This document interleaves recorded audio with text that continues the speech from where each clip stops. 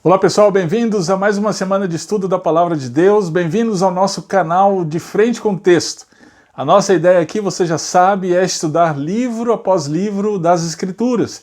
Estamos estudando o Evangelho de Marcos e já há 14 semanas nós estamos crescendo no conhecimento do nosso Senhor e Salvador Jesus Cristo.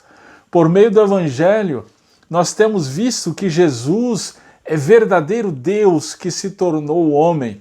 É incrível que nós somos levados por Marcos a, juntamente com Pedro, professar a fé no Senhor Jesus Cristo, dizendo: Tu és o Cristo. Muito bem, o texto dessa semana me fez lembrar do grande imperador Alexandre o Grande. Ele viveu no 4º século antes de Cristo e ele foi o rei macedônico que conquistou toda a Ásia da época, chegou até o norte da África, no Egito. Ele foi discípulo de Aristóteles, o grande filósofo, e a ideia dele era helenizar o mundo, ou seja, que a cultura grega, língua, pensamento, filosofia, política, até mesmo religião, ela fosse hegemônica entre todos os povos e todas as nações. Acontece que ele fez isso por meios militares.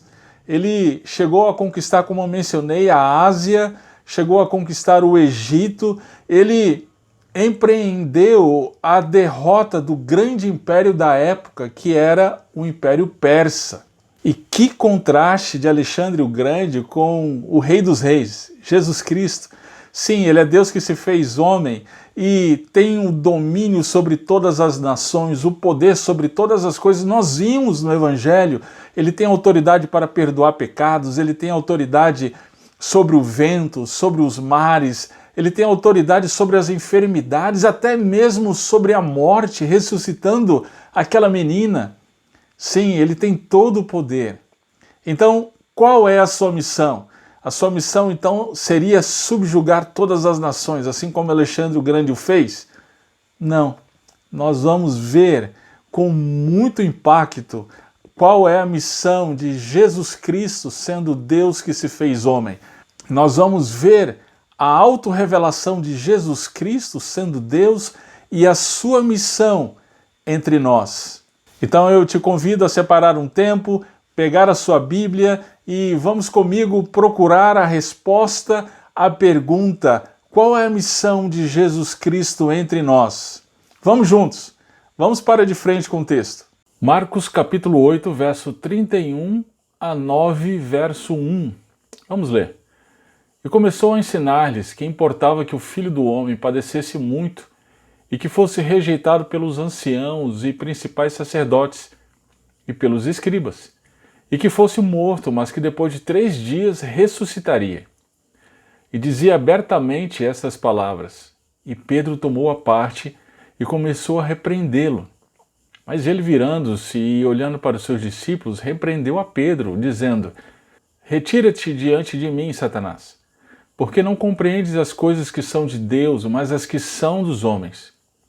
E chamando assim a multidão, com seus discípulos, disse-lhes: Se alguém quiser vir após mim, negue-se a si mesmo, tome a sua cruz e siga-me. Porque qualquer que quiser salvar a sua vida, perdê-la-á. Mas qualquer que perder a sua vida por amor de mim e do Evangelho, esse a salvará. Pois que aproveitaria o homem ganhar todo o mundo e perder a sua alma? Ou que daria o homem pelo resgate da sua alma?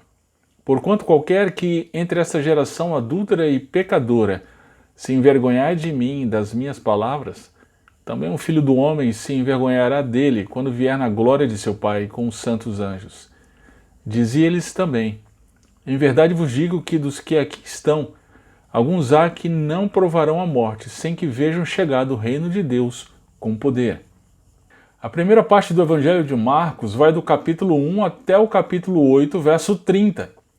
A ênfase dessa primeira parte, como já vimos, é a identidade de Jesus. Jesus é Deus que se fez homem. Ele é o Rei prometido que trouxe o reino. Como tal, ele tem autoridade sobre as enfermidades, sobre os espíritos malignos, para perdoar pecados, autoridade sobre os sábados, sobre a natureza. O texto dessa semana é o início da segunda parte de Marcos. A segunda parte de Marcos vai enfatizar a missão do Deus homem. O que ele veio fazer entre nós? Como tal, provavelmente veio eliminar o mal, as injustiças, a opressão, e isso por meio do crescente domínio real sobre as nações, certo? Acho que não é bem assim. Vejamos que a orientação de Jesus sobre isso é tão surpreendente quanto o que aprendemos sobre ele até aqui. Esse texto tem duas partes, verso 31 ao verso 33 e verso 34 até o capítulo 9, verso 1. Comecemos então pela primeira parte. Perceba que o texto diz que Jesus começou a ensinar-lhes. Qual o conteúdo do ensino de Jesus? Vamos ver. Vou organizar aqui na tela para a gente poder visualizar melhor esse ensino. Ele começa se referindo a si mesmo como Filho do Homem. Já vimos a importância desse título anteriormente. Vamos recapitular. O Filho do Homem aparece na profecia de Daniel. Na profecia, esse Filho do Homem tem um domínio, honra, reino. Todos os povos, nações e línguas o serviriam. O seu domínio seria eterno, não passaria, nem seria destruído. Jesus alude a essa profecia quando se refere a si mesmo como Filho no Homem, no capítulo 2 de Marcos. O Filho do Homem, como tal, tem poder para perdoar pecados e é Senhor até mesmo do sábado. Isso deixa muito claro que o Filho do Homem é Deus. Não é à toa que os religiosos acusaram Jesus de blasfêmia, e de fato seria blasfêmia caso não fosse verdade. Ok, vamos voltar então para o nosso texto. No verso 29, Pedro declara que Jesus é o Cristo. Isso deixa claro que eles finalmente entenderam a identidade de Jesus. É nesse momento que Jesus começa a explicar o propósito de sua vinda.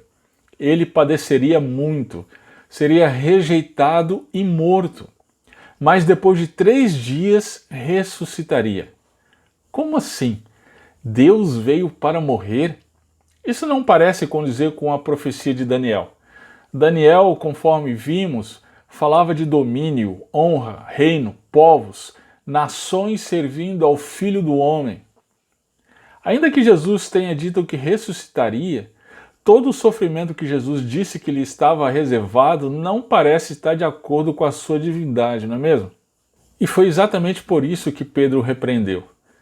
Mateus nos informa que Pedro disse: Senhor, tenha compaixão de ti, de modo nenhum te acontecerá isso. Isso está lá em Mateus 16, 22.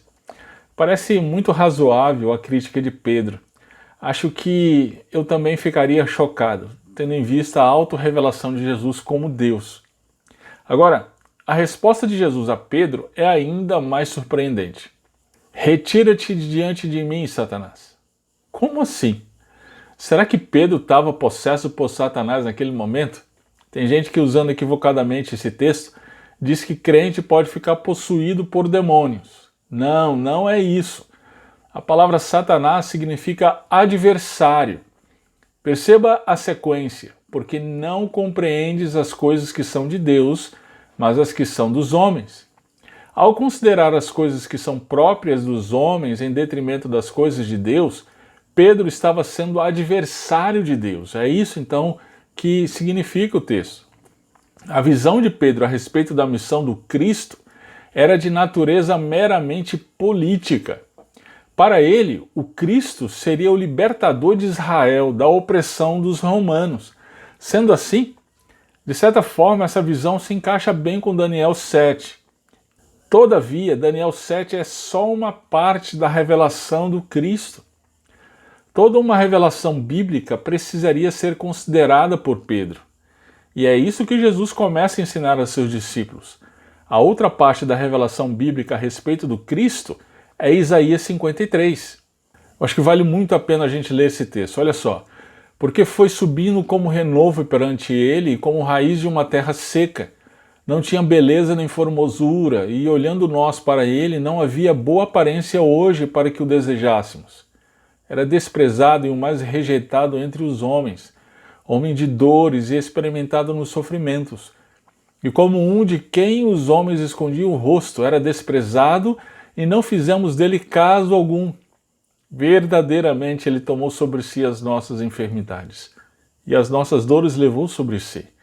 E nós o reputávamos por aflito, ferido de Deus e oprimido.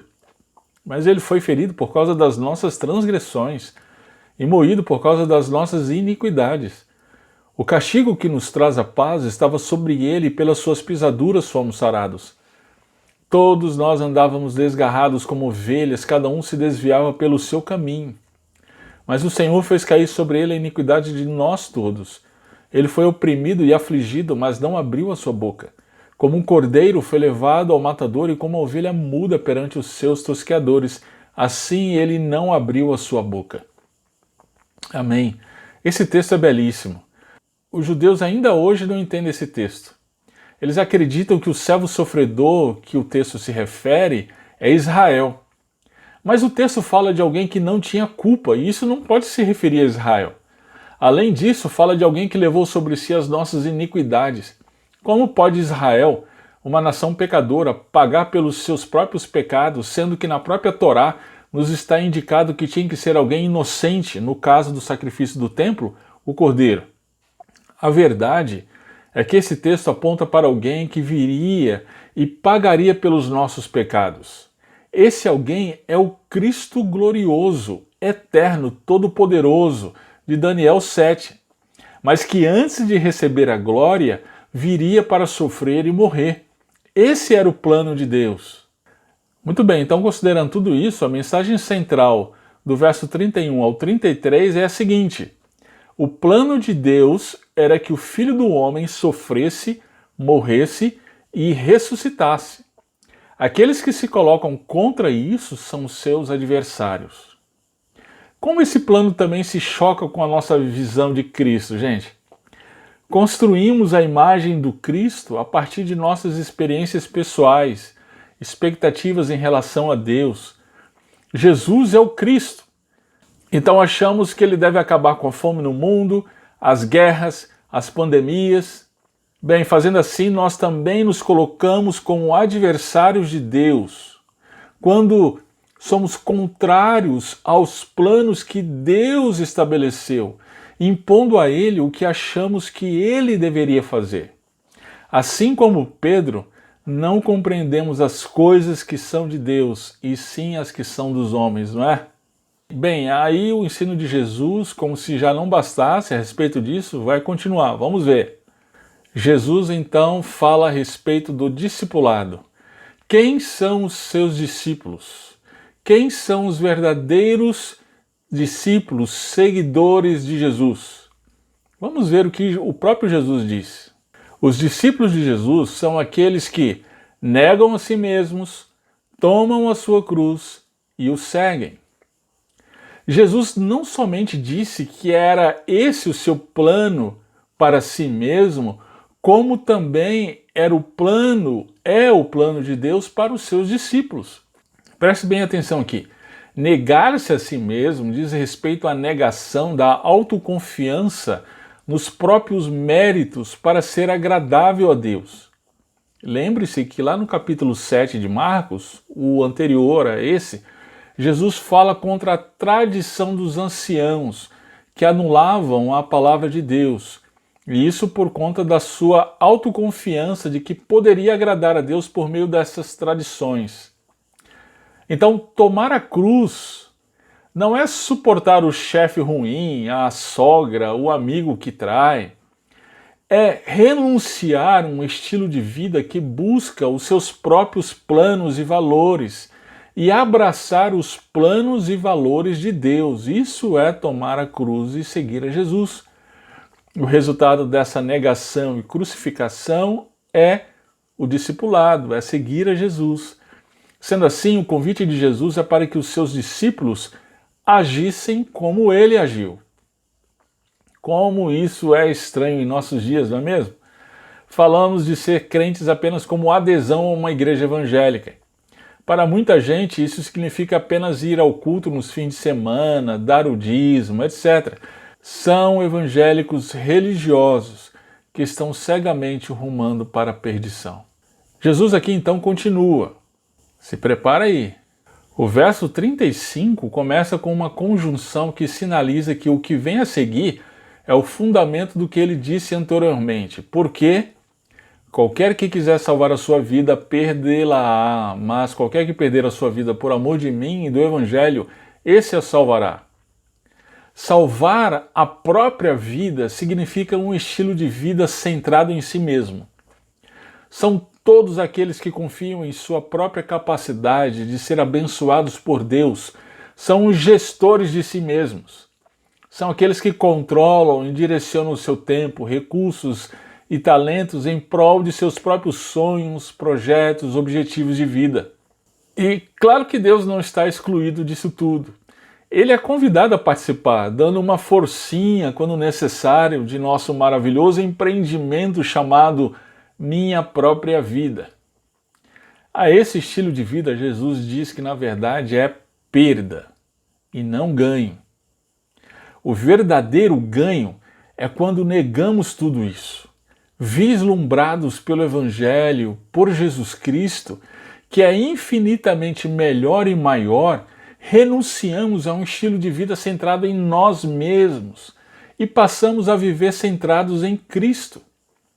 Isso significa ter um casamento de acordo com o que Deus quer, educar filhos de acordo com o que Deus quer, gerir as finanças, gastar dinheiro, poupar dinheiro de acordo com o que Deus quer, ouvir música, ir ao teatro, ver filmes de acordo com o que Deus quer. Ou seja, é uma vida voltada para Deus, que de acordo com o mundo é perda, mas de acordo com Jesus é o verdadeiro ganho. O verso 36 começa com um pois, que nos sinaliza para o fato de que o que vem a seguir é a justificativa para a declaração anterior.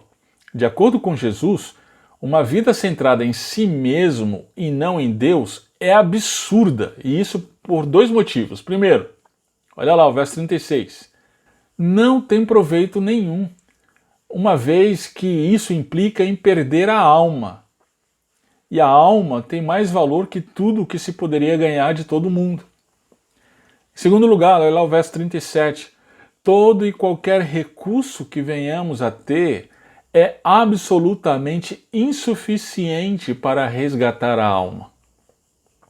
Por isso, então, é absurda a vida centrada em si mesma. A conclusão, a partir do verso 38, é ainda mais impactante.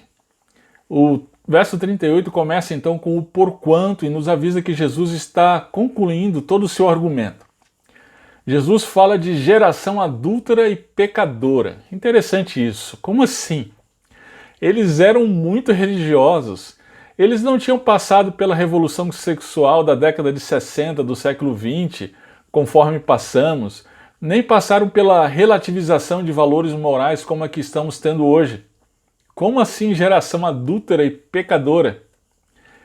Jesus aqui se refere a todos aqueles que preferem uma vida centrada em si mesmos. Seja qual for a manifestação disso, seja por meio da religião ou do secularismo, e rejeitam o Cristo. Esses rejeitam a Cristo como provisão de Deus para o perdão de uma vida centrada em si mesma. Perceba ainda que a rejeição é a Jesus e as suas palavras. Existe um pessoal hoje que diz: eu prego Jesus, a pessoa de Jesus, sua vida e morte como exemplo para nós. Cuidado com esse tipo de discurso. É impossível separar Jesus de seu ensino, de suas palavras. O que acontecerá a esses que rejeitam a Cristo e as suas palavras? É incrível que aqui Jesus se refira novamente ao título Filho do Homem. Lembra de Daniel? Pois é. Jesus volta a Daniel e dessa vez fala de vinda em glória com anjos. Essa glória com o Cristo manifesto está reservada para aqueles que renunciam a si mesmos e abraçam o perdão dado por ele. Os que o rejeitam serão rejeitados. E aí então o texto termina com uma declaração muito complicada. Olha lá o verso 1 do capítulo 9. Dizia-lhes também: em verdade vos digo que dos que aqui estão, alguns há que não provarão a morte sem que vejam chegado o reino de Deus com poder. Muita gente tem proposto o significado disso. Jesus estaria se referindo à sua ressurreição, ascensão ou Pentecostes e por aí vai. A gente precisa prestar atenção que o texto imediatamente seguinte, a partir do verso 2, é o texto da transfiguração. Jesus aparece em glória para Pedro, Tiago e João. Então me parece razoável considerar que a transfiguração, que nós vamos estudar na semana que vem, é um prelúdio do que estava por acontecer. Ou seja, a morte, a ressurreição e a ascensão de Jesus. E com essa ascensão, o envio do Espírito Santo no Pentecostes. E assim como prometera o reino de Deus, como vemos em Atos, é manifesto por meio da atuação da igreja através do ministério dos apóstolos, e isso com sinais e maravilhas. Então, a minha posição em relação ao significado desse verso 1 é essa. Bem, tendo dito tudo isso, nós podemos chegar à conclusão da mensagem central dessa parte, do verso 34 até o capítulo 9, verso 1, que é: os seguidores do Filho do Homem devem seguir o caminho de morte para si mesmos e vida para Deus. Ok? Em poucas palavras, é isso que o texto está dizendo. E aí então, pensando nessas duas mensagens centrais, dessas duas partes, nós chegamos à mensagem central de todo o texto. Cristo veio para morrer e ressuscitar. Dessa forma, seus seguidores devem morrer para somente assim ter a verdadeira vida. Vamos pensar em algumas coisas mediante esta mensagem. Gente, como esse plano de Deus se choca com a nossa visão de Cristo, é ou não é? Construímos a imagem do Cristo a partir das nossas experiências pessoais, expectativas em relação a Deus. Jesus é o Cristo, então achamos que ele deve acabar com a fome no mundo, as guerras, as pandemias. Fazendo isso, também nos fazemos adversários de Deus. Quando nos colocamos contrários aos planos de Deus, impondo a Ele o que achamos que Ele deveria fazer. Uma outra coisa para a gente pensar é: o que significa ser discípulo de Jesus? Será que levantar a mão na hora do apelo do pastor nos faz discípulos de Jesus? Nós falamos de ser crentes hoje apenas como uma adesão a uma igreja evangélica.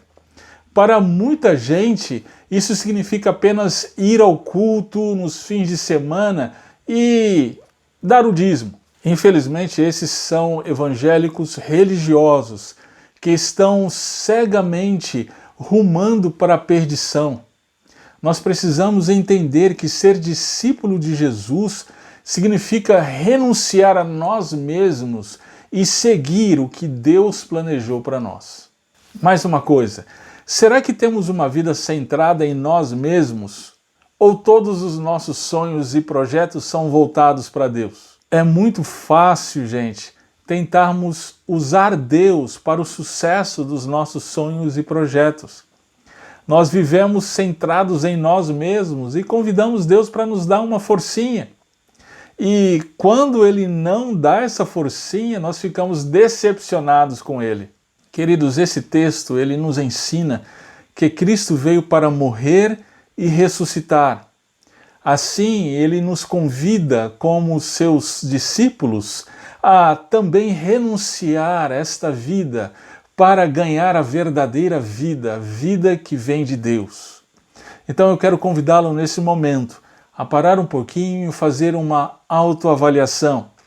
Será que nós estamos vivendo em ansiedade, em temores, até mesmo endividados? Será que nós não estamos vivendo dessa forma exatamente por estarmos centrados na nossa própria vida, no nosso próprio projeto de vida?